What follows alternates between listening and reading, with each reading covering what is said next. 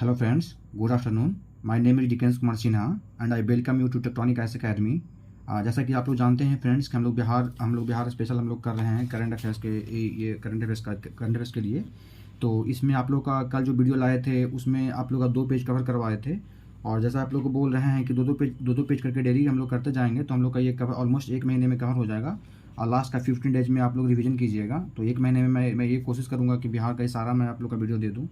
तो page number 1 page number 2 कल हम लोग डिस्कस ये पेज नंबर ये स्टार्टिंग वाला ये जो मैप था जो बिहार का मानचित्र, और ये हम लोग बिहार का एक नज़र में हम लोग कल देख चुके थे। ये 2 पेज हम लोग कर चुके थे। और जहाँ से हम लोग देखते हैं फ्रेंड्स बिहार में परिवहन के बारे में देखते हैं। तो ये सब जो इम्पोर्टेंट है वही किए हैं फ्रेंड्स, और बाकी काटते चले गए हैं। अगर आपको लगेगा तो सारा भी पढ़ सकते हैं। ऐसे जो मोस्ट इंपॉर्टेंट रहेगा वही करवाऊँगा, क्योंकि ऐसे बहुत ज़्यादा फैक्ट साथ करने से क्या होता है कि एग्जाम में डिलीवर भी नहीं हो पाता। तो देखते हैं फिर राष्ट्रीय राजमार्ग की कुल संख्या कितनी है बिहार में? 58 है। राष्ट्रीय राजमार्ग मतलब नेशनल हाईवे 58 है।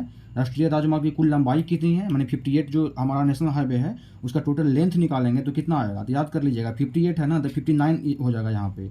वहाँ पे 58 है तो 59 77 हो जाएगा यहाँ पे। याद रखने के लिए आसानी होगा यहाँ पे। और उसके बाद देखिए, उसके बाद नीचे आ जाइए, सबसे लंबा राष्ट्रीय राजमार्ग कौन सा है? नेशनल हाईवे सबसे लंबा कौन सा है? तो 31 है जो हमारा सबसे लंबा है। तो याद हो जाएगा 404 किलोमीटर है। सबसे छोटा राष्ट्रीय राजमार्ग क्या है नेशनल हाईवे? 727A है। 727A या क्या बोलते हैं उसको, मात्र 4.5 किलोमीटर है फिर से। उसके बाद पटना मेट्रो रेल परियोजना का शिलान्यास कब हुआ? पटना मेट्रो का स्टार्टिंग कब हुआ है? तो 17 फरवरी 2019 को हुआ है ये। तो याद कर सकते हैं, ऐसे भी याद कर सकते हैं 2014 में पीएम बने थे मोदी जी। अब 5 साल के बाद 19 में फिर से इलेक्शन हुआ है तो फिर से बने हैं, तो 19 में शिलान्यास रखा गया है इसका। ऐसे भी याद कर सकते हैं। पटना में मेट्रो रेल परियोजना की कुल लंबाई कितनी है? मेट्रो बंदर उसका लंबाई टोटल कितना है? तो 31.39 है। 31.39 किलोमीटर है। तो याद रख सकते हैं कि अराउंड 32 किलोमीटर के आसपास है। 32 किलोमीटर अराउंड है यहाँ पे। बिहार राज्य पथ परिवहन निगम की स्थापना कब हुआ है? तो 1959 ईस्वी में हुआ है फ्रेंड्स। तो ये हो जाएगा। उसके बाद देखते हैं बिहार में वन क्षेत्र के रिपोर्ट के बाद देख लेते हैं कि क्या स्टेटस है बिहार में। तो वन का कुल क्षेत्रफल कितना है? 7380 ये स्क्वायर किलोमीटर है फ्रेंड्स। 7380। वन क्षेत्र का प्रतिशत कितना है? तो 7.84 है। ये 7.8 याद रहेगा आपको, 7.84 हो जाएगा। और वनों का प्रकार क्या है? पर्णपाती या आर्द्र एवं शुष्क वन, मतलब इसको बोलते हैं डिसिडियस फॉरेस्ट बोलते हैं इंग्लिश में इसको। वन आवरण में वृद्धि कितना हुआ है फ्रेंड्स? तो वन आवरण में वृद्धि हुआ है 75 स्क्वायर किलोमीटर है। और वृक्ष आवरण में वृद्धि कितना हुआ है? तो ये 2.48% है, जो कि कितना एरिया कितना बढ़ा है? 2341 वर्ग किलोमीटर है। तो अब यहाँ पे देखिए कि वन आवरण में वृद्धि कितना हुआ है, माने कि फॉरेस्ट में कितना वृद्धि हुआ है? तो 75 स्क्वायर किलोमीटर है। और वृक्ष आवरण में कितना वृद्धि हुआ है? 2341 स्क्वायर किलोमीटर है, जो कि परसेंटेज निकालिए तो 2.48% इंक्रीज हुआ है। वृक्ष आवरण में वृद्धि कितना हुआ है? 338 स्क्वायर किलोमीटर है। तो देखिए वृक्ष आवरण, ये वृक्ष आवरण में वृद्धि है, ये इतना स्क्वायर किलोमीटर है। अब कुल वृक्ष आवरण कितना है जो, सॉरी यहाँ पे देख लीजिए, गड़बड़ नहीं होना चाहिए। वृक्ष आवरण में वृद्धि कितना है? तो 338 स्क्वायर किलोमीटर इतना वृद्धि हुआ है। और टोटल वृक्ष आवरण कितना है? 2341 स्क्वायर किलोमीटर है। अब वन आवरण में वृद्धि कितना हुआ है? 75 स्क्वायर किलोमीटर। तो ये हो जाएगा। और उसके बाद फिर इसको, ये भी इम्पोर्टेंट नहीं है। सर्वाधिक वन क्षेत्र कहाँ है फ्रेंड्स? तो कैमूर। कैमूर देख लीजिए मैप में, कैमूर कहाँ पे है? ये सबसे जो हमारा साउथ वेस्ट में है, ये कैमूर यहाँ पे है। सबसे नीचे पहाड़ी इलाका है, इसी कारण से यहाँ सबसे ज़्यादा फॉरेस्ट है। तो देख लीजिए सर्वाधिक वन क्षेत्र वाला जिला कौन है? कैमूर। न्यूनतम वन क्षेत्र वाला जिला कहाँ है? शेखपुरा। तो देख लिए। और उसके बाद सर्वाधिक वन प्रतिशत वाला जिला कौन सा है? कैमूर। तो अगर वन क्षेत्र पूछ ले तो भी कैमूर, या फिर अगर सर्वाधिक वन प्रतिशत पूछ ले तो भी कैमूर, और न्यूनतम वन क्षेत्र पूछ ले तो भी शेखपुरा, और न्यूनतम वन प्रतिशत के मामले में पूछे तो भी शेखपुरा।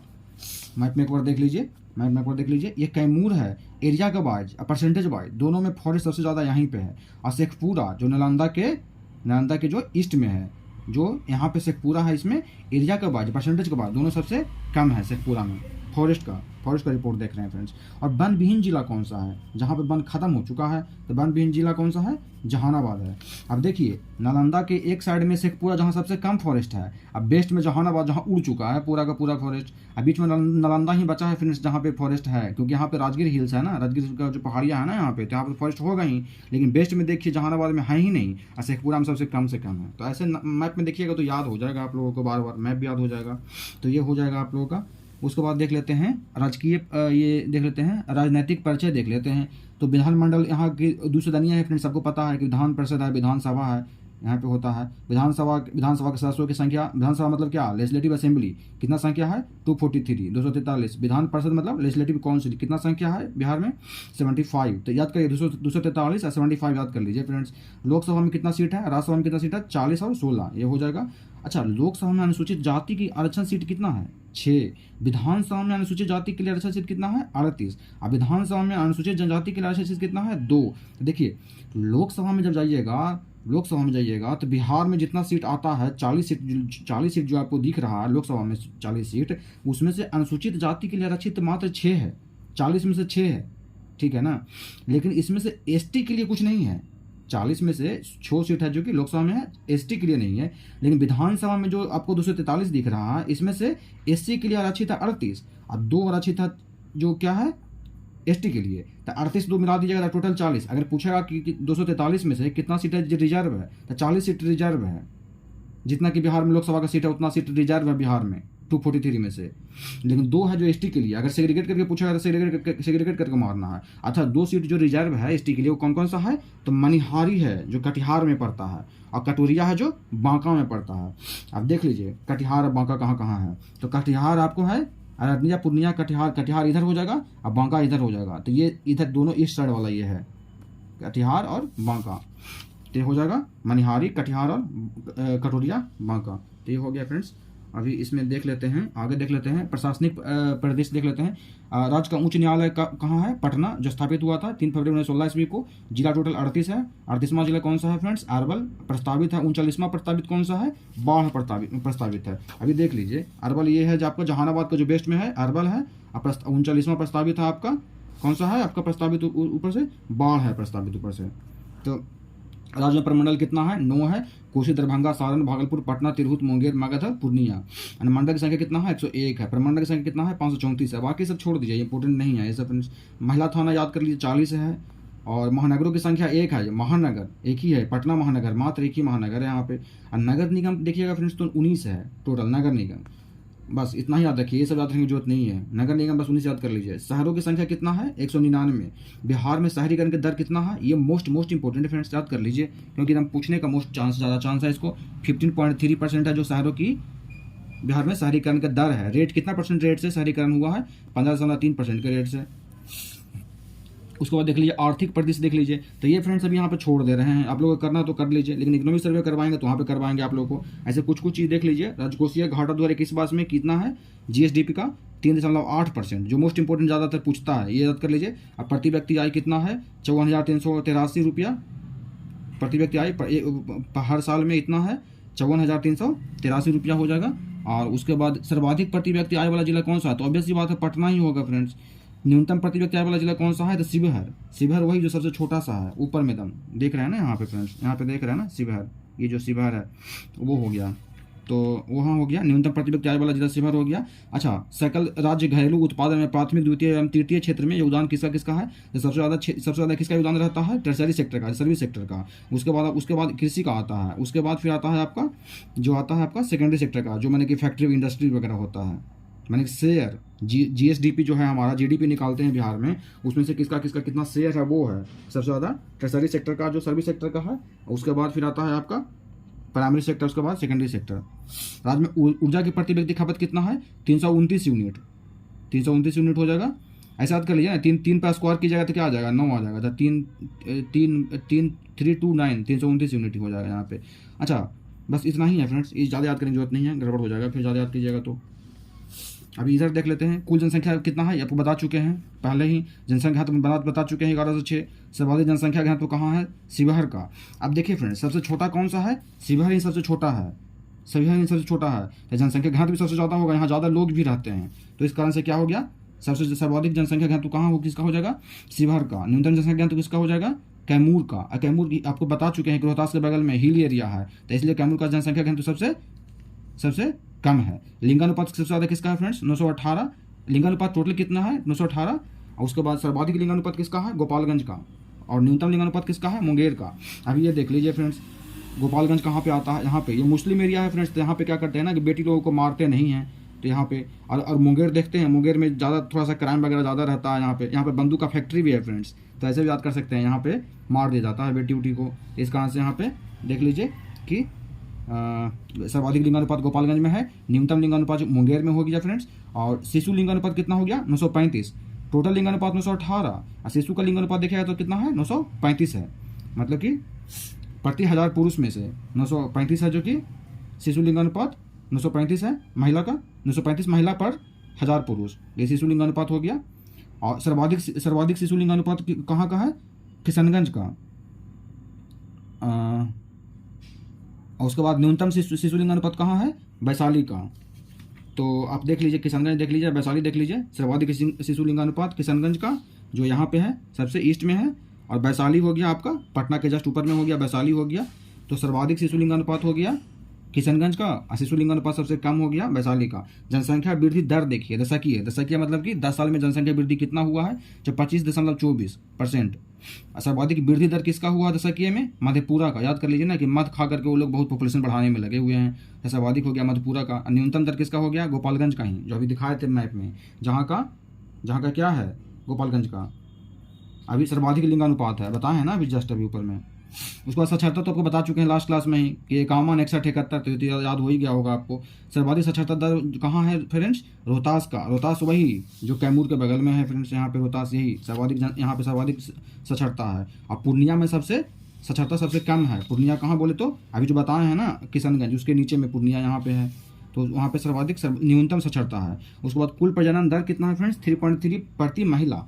और जीवन प्रत्याशा क्या है, मैंने कितना एवरेज लोग जीते हैं बिहार में, तब 69.5 वर्ष जीते हैं फ्रेंड्स। यहाँ पे 70 पूरा नहीं कर पाते हैं, 70 से आधा साल कम मानिए। जन्म दर कितना है, 26.1 प्रति 1000, मैंने कि यहाँ पे मैंने कहा 1000 लोगों में से इतना लोग हैं जो कि जन्म लेते हैं और पॉपुलेशन में से। और शिशु मृत्यु दर क्या है, 27 प्रति 1000, मैंने कि 1000 लोगों में से अगर 1000 लोगों में से 27 बच्चा होता है जो कि उसका डेथ हो जाता है जन्म होने के बाद।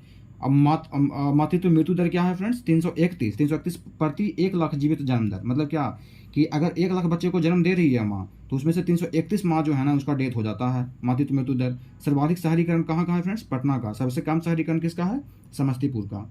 समस्तीपुर कहाँ है, पटना के ऊपर में, वैशाली के बगल में समस्तीपुर। तो ये हो गया फ्रेंड्स। उसके बाद देखिए, उसके बाद राज्य में शिक्षा देखिएगा तो केंद्रीय विश्वविद्यालय 4 है टोटल, और अंतर्राष्ट्रीय विश्वविद्यालय 1 ही है जो नालंदा यूनिवर्सिटी है। और राज्य में कुल विश्वविद्यालय की संख्या कितना है, 33 है। बस इतना ही, ज़्यादा कुछ इंपॉर्टेंट नहीं है। अब ये मोस्ट इंपॉर्टेंट है फ्रेंड्स, इधर ये भूलिएगा नहीं, देख लीजिए, ट्रिक से बता देते हैं सारा का सारा। अभ्यारण्य देख लीजिए, यहाँ पे एक ही अभ्यारण्य है, वाल्मीकि नगर अभ्यारण्य, जो कहाँ है, पश्चिम चंपारण में है। उसके बाद कुछ और है, मतलब हाँ, ये अभ्यारण्य उद्यान भी सारा साथ में देख लेते हैं।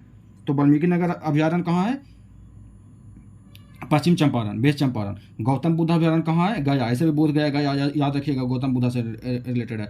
परमान डॉल्फिन अभ्यारण्य कहाँ है, अररिया। परमान, आप लोग मैप देखते रहिएगा फ्रेंड्स, क्योंकि बार बार दिखाना सही नहीं रहेगा, संभव भी नहीं है, बहुत टाइम लग जाएगा। तो ये अररिया यहाँ पे है। मैप में आप मैप रखिएगा साथ में, और पढ़ते रहिएगा, देखते रहिएगा, कनेक्ट करते रहिएगा। कि संजय गांधी जैविक उद्यान कहाँ है, तो सबको पटना है कि पटना जू संजय गांधी का जू का ही नाम है ना, पटना, तो पटना में है। विक्रमशिला डॉल्फिन अभ्यारण्य कहाँ है, तो विक्रमशिला यूनिवर्सिटी कहाँ है, भागलपुर में, तो ये भी भागलपुर में हो जाएगा। भीम बांध कहाँ है, तो ये मुंगेर में है। और पंत या राजगीर अभ्यारण्य कहाँ है, तो राजगीर में है। इसको पंत अभ्यारण्य में बोलते हैं, कभी राजगीर अभ्यारण्य में बोलते हैं इसको फ्रेंड्स, तो भूलिएगा नहीं। उसके बाद प्रमुख जलप्रपात देख लेते हैं। ककुला जलप्रपात कहाँ है, नवादा में है। तेलहर, यहाँ पे देख लीजिए, तेलहर और करकट 2 जलप्रपात है ना जो कैमूर में है। तेलहर और तेलहर कुंड जलप्रपात है कैमूर में, और करकट जलप्रपात कैमूर में। कैमूर कहाँ, रोहतास के बगल में, सबसे बेस्ट वाला जो पहाड़ी इलाका है, यहाँ से नदी बहती है ना यहाँ से, तो ये हो जाएगा आपको। उसके बाद फिर एक दुर्गावती रोहतास में। धुआं भी सासाराम रोहतास का हेडक्वार्टर है फ्रेंड्स। तो धुआं मतलब याद कर लीजिए, दुर्गावती, धुआं और तितुला, ये और मंझर, ये चारों है ना जो कि रोहतास में आपको आता है। और 2 ही है जो कि आपका कहाँ आता है, यहाँ पे आपको आता है कैमूर में, तेलहर कुंड और करकट। बस तेलहर और करकट, ऐसा याद कर लीजिए ना कि तेल से साथ तेल कढ़ाई में तेल से खाना बनाते ना, करकट हो गया, काला हो गया है। तेलहर करकट याद हो जाएगा आपका। कैमूर में कैसे कैमूर का, कैसे करकट हो गया है।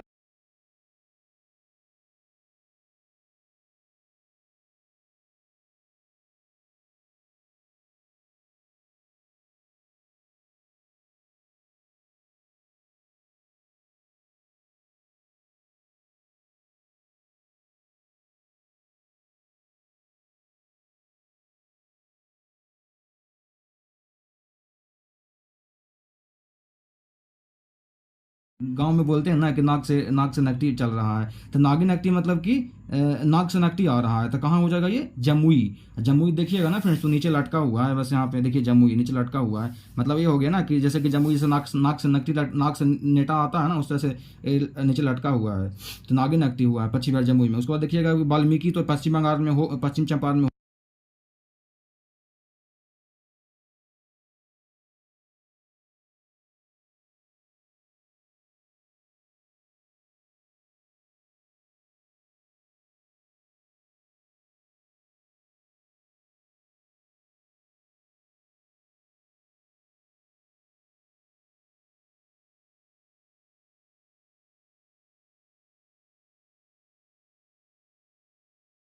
कुशेश्वर, कुशेश्वर पश्चिम बंगाल कहाँ है? दरभंगा।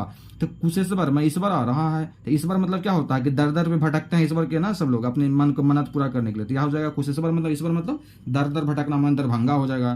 सरयामन, सरयामन पश्चिम बिहार, तो कहाँ है? बेतिया। अब कहते हैं ना कि सरेआम बेतिया, जैसे क्या हुआ मणिपुर में, क्या हुआ जो बेटिया जितना भी बेटी लोग हैं उसका सरेआम इज्जत लूटा गया है फ्रेंड्स, तो ऐसा नहीं होना चाहिए ना, तो याद कर लीजिए सरेआम, सरेआम कहाँ है? बेतिया। सरेआम बेतिया, सरेआम बेतिया। सुहियान पश्चिम बिहार कहाँ है फ्रेंड्स? तो सुहियान, सुहियान कहाँ है? भोजपुर। सुहियान याद कर लीजिए कि जब भोजपुर के जो हमारे जो थे, जो हमारे जो कौन थे, जो हमारे वीर कुंवर सिंह थे, जब गंगा पार कर रहे थे फ्रेंड्स, जब अंग्रेज से लड़ते हुए गंगा पार करके जब आ रहे थे भोजपुर अपने घर पे, तो यान से आ रहे थे, नाव, नाव यान, यान मतलब क्या होता है? नाव या कुछ ऐसा गाड़ी, तो यान से जब आ रहे थे तो अपना हाथ काट के गंगा में बहा दिए थे, याद हो जाएगा सुहियान, यान से भोजपुर। उदवा झील है जो फ्रेंड्स बिहार में नहीं है, ये साहिबगंज में है जो झारखंड में पड़ता है, तो इतना याद हो जाएगा। उसके बाद प्रमुख झील देख लेते हैं फ्रेंड्स। अनुपम झील कहाँ है? कैमूर में। कांवर झील कहाँ है? अभी तो कांवर तो बता ही दिए हैं, कांवर कहाँ हो जाएगा? कांवर मतलब कि बैग लेके चलते हैं ना, कांवर जाते हैं जहाँ, तो कांवर बेगूसराय। तेल्हार झील कैमूर में हो जाएगा। कुशेश्वर स्थान कहाँ हो जाएगा? ईश्वर, ईश्वर मतलब दर दर भटकते हैं ईश्वर के लिए, तो ये दरभंगा। गोगा बिल, बिल मतलब क्या हो गया? काट करके बिल कर दिए हैं, तो गोगा बिल कटिहार में हो जाएगा। बरिल्ला, तो बा से वैशाली, बा से बरिल्ला, बा से वैशाली। सिमरी बख्तियारपुर, तो बख्तियारपुर ये पटना वाला बख्तियारपुर नहीं है फ्रेंड्स, सिमरी बख्तियारपुर एक जगह है सहरसा में, तो बख्तियारपुर क्या है? शहर है एक, इसलिए सहरसा याद कर लीजिएगा, इस पटना नहीं होगा, सहरसा होगा ये हो जाएगा। अब बाकी देखिए इसमें अनुपम झील है जो कैमूर, याद कर लीजिए, और तिल्हार झील है जो कि झील याद कर लीजिए कैमूर। ऐसे तो तिल्हार ऊपर में याद करवाए हैं ना आपको, तेल से कड़ाही करकट हो गया था, तो तिल्हार याद हो जाएगा आपको कैमूर। कैसे कैमूर, कैसे काला हो गया, कैसे करकट हो गया, तिल्हार हो गया, सब याद हो जाएगा आपको, ट्रिक से याद कीजिएगा। तो प्रमुख गर्म जल कुंड देख लेते हैं, तो सूर्य कुंड राजगीर, सप्तधारा राजगीर, ब्रह्म कुंड राजगीर, और गोमुख कुंड राजगीर, और नानक कुंड राजगीर। इसके अलावा बाकी सब मुंगेर में है फ्रेंड्स। तो अगर आइए कि याद कर लीजिए, अग्निकुंड गया याद कर लीजिएगा, तो ये अगर एग्जाम में आपको आ गया अग्निकुंड पूछ दिया था, गया मारिए, ऐसे जानिएगा ना, आपको पढ़ा है ना पीछे फर्स्ट क्लास में कि गया सबसे ज़्यादा गर्म जगह है, तो गया से पूछ देगा तो क्या हो जाएगा? अग्निकुंड हो जाएगा वो, ठीक है। और उसके अलावा बाकी राजगीर वाला याद कर लीजिए, जितना बताए हैं अभी, बाकी सब मुंगेर मार दीजिएगा, हो जाएगा। लोकनाट्य में तो आप जानते हैं ना कि विदेशिया लौंडा डांस कहाँ का है तो विदेशी लौंडा डांस जानते होंगे बिहार का ही है। और कीर्तनिया नहीं होता, कीर्तन बजाते हैं जो ऐसे करके कीर्तन बजाते हैं, तो कीर्तनिया भी बिहार ही का है। इसके अलावा आओ है, डोमकच है, जाट चटिन है, सामा चकेवा है, सब बिहार का ही है, लोकनाट्य है। अच्छा, चित्रकला देखते हैं फ्रेंड्स। चित्रकला देखते हैं, तो चित्रकला में क्या है? मधुबनी, आपको पता है कि मधुबनी में फेमस है, मंजूषा जो कि भागलपुर में फेमस है। उसका कुछ और है जो ज़्यादा नहीं पूछता, ये दोनों इंपॉर्टेंट है। बाकी जदोपिया है, थाका, ये थाका चित्रकला शैली है, सांझी कला है, ये सब और है। अच्छा, प्रमुख धर्म देखिएगा ना, बिहार में हिंदू और मुस्लिम ही मेन है, बाकी ये दोनों मिलाकर के 99.5% पॉपुलेशन है, बाकी 0.5% में बाकी सब है। तो देखिएगा ये 82% से ज़्यादा हिंदू है और 17% बिहार में मुस्लिम रहता है फ्रेंड्स। 82% हिंदू और 17%, 17% के आसपास मुस्लिम।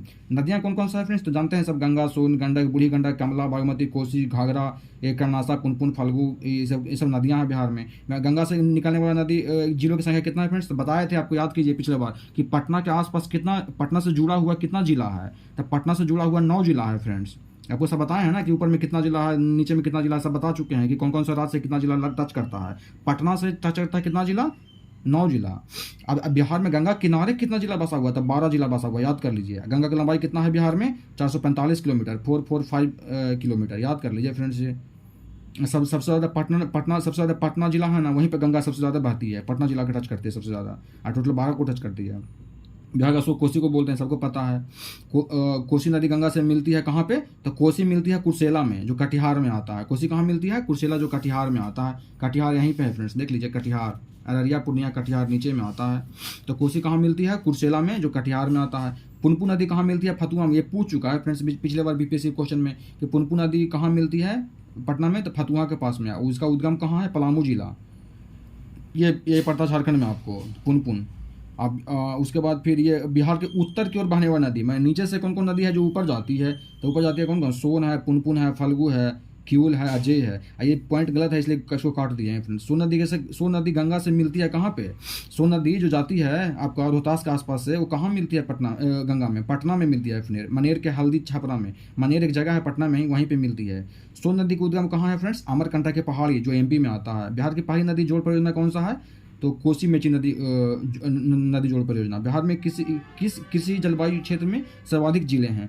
तो आपको जब ज्योग्राफी पढ़ाएंगे फ्रेंड्स, तो पढ़ाएंगे कि क्या कि एग्रीकल्चरल का जो क्लाइमेटिक जोन जो होता है ना, वो हम पढ़ाएंगे कि किस कृषि जलवायु क्षेत्र में, जैसे कि बिहार को टोटल 4 जलवायु क्षेत्र में बांटा गया है, तो वही पूछ रहा है कि किस जलवायु क्षेत्र में सबसे सर्वाधिक जिला है, तो उत्तरी पश्चिम। उत्तरी पश्चिम मतलब कि इस रीजन वाले में सबसे ज़्यादा जिला आता है बिहार में। तो वो हम जब पढ़ाएंगे तो बताएंगे उसमें में डिटेल में। बिहार का एक मात्र राष्ट्रीय उद्यान क्या है, जो अभी बता चुके थे कि नेशनल पार्क, वाल्मीकि राष्ट्रीय उद्यान पश्चिम चंपारण में जो आता है। अब बिहार का अधिकांश भाग आच्छादित है जलोढ़ मिट्टी से, माने कि जलोढ़ मिट्टी बोले अलुवियल सॉइल बोले तो। सबसे अधिक पतझड़ वाले वन क्षेत्र से घिरा जिला कौन सा है फ्रेंड्स, तो सबसे ज़्यादा पतझड़ से मैंने डिसाइडेड फॉरेस्ट सबसे ज़्यादा कहाँ है, तो पश्चिम चंपारण में है फ्रेंड्स। 2 पेज करवा दिए हैं फ्रेंड्स, और आई थिंक ये ट्रिक से करवा रहे हैं आप लोग को, तो ये आप लोग को बहुत ही हेल्पफुल होगा फ्रेंड्स। तो मिलते हैं नेक्स्ट वीडियो में, थैंक यू।